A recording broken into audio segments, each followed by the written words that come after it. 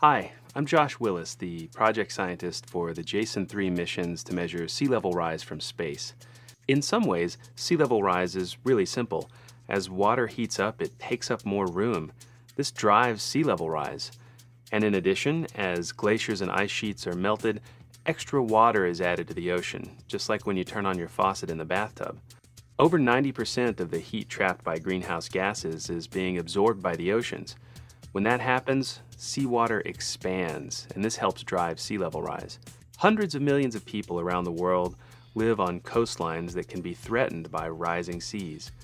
This animation shows how sea levels have changed over the last 23 years.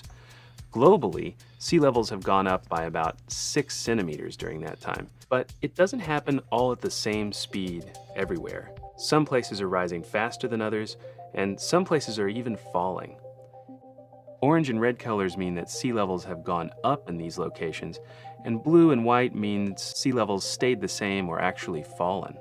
We can see that most places in the ocean are orange, meaning sea levels risen over the last 23 years. In a few places you can see blue, where sea level has actually dropped. Here we see the Gulf Stream. The red and blue indicate that this massive current has shifted slightly in the last 23 years.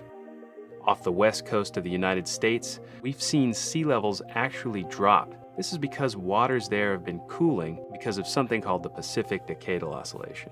In the western Pacific, sea levels have been rising very rapidly. This is because of heat being pushed from east to west across the Pacific. Sea level rise is going to be a major impact of human-caused climate change, and here at NASA we're doing everything we can to try and better understand it.